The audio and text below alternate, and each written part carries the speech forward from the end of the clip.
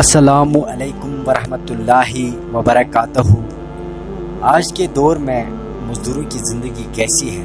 کیا یہ محنت اور جدوجہد کا سفر ہے یا ان کے لیے صرف غلط فہمی کی زندگی ہے؟ آج مزدوروں کی محنت اور ان کی محنت کی قدر کی باتیں ہمیشہ کے لیے ہیں، لیکن کیا یہ صرف باتیں ہی رہ جائے گی؟ اسی حوالے سے آج ایک مزدور پر ظلم کی کہانی سنانے جا رہا ہوں۔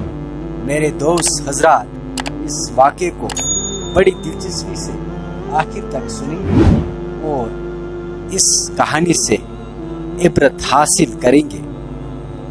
مبشر ایک فیکٹری میں کام کرتا تھا۔ وہ اپنے گھر کا واحد کمانے والا تھا۔ بیوی بچے بوڑھے والدین کے ذمہ داری بھی مبشر پر تھی۔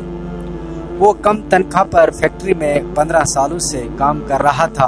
مبشر نے ایک دن فیکٹری کے مالک سے کہا کہ مجھے آپ کی فیکٹری میں کام کرتے ہوئے 15 سال ہو چکے ہیں، مگر مجھے قانونی حقوق نہیں مل سکے ہیں، جن میں مستقل ملازمت، تنخواہوں میں اضافہ اور بہت سی مراعات شامل ہیں۔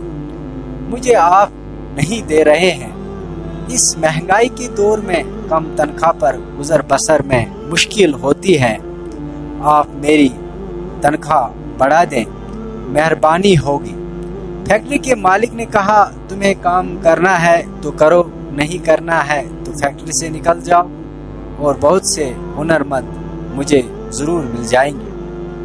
مبشر نے کہا، میں آپ سے اپنا حق مانگ رہا ہوں۔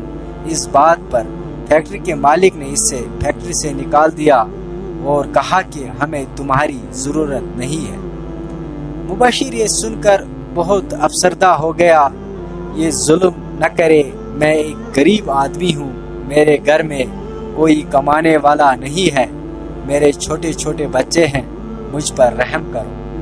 فیکٹری مالک کو مبشر پر کوئی رحم نہیں آیا۔ اس نے مبشر کو فیکٹری سے دھکے دے کر باہر نکال دیا۔ مبشر نے جاتے ہوئے فیکٹری کے مالک سے روتے ہوئے کہا، آپ مجھ پر ظلم کر رہے ہیں، میں غریب آدمی ہوں، کچھ نہیں کر سکتا، مگر میں جاتے جاتے اپنے فیصلے اللہ کی عدالت میں چھوڑ کر جا رہا ہوں۔ یہ کہہ کر مبشر چل گیا۔ کچھ ہی دن بعد پتہ چلا کہ جس فیکٹری میں مبشر کام کرتا تھا، اس فیکٹری میں شارٹ سرکٹ سے آگ لگ گئی، جس سے ساری فیکٹری جل کر راکھ ہو گئی اور فیکٹری کے مالک کا بہت بڑا نقصان ہو گیا تھا۔ خدا جانے فیکٹری مالک کو اس دن احساس ہوا اور ندامت ہوئی یا نہیں کہ کاش ہمیں مبشر پر ظلم نہیں کرتے تو آج ہم پر بھی اللہ کی طرف سے سزا نہیں ملتی۔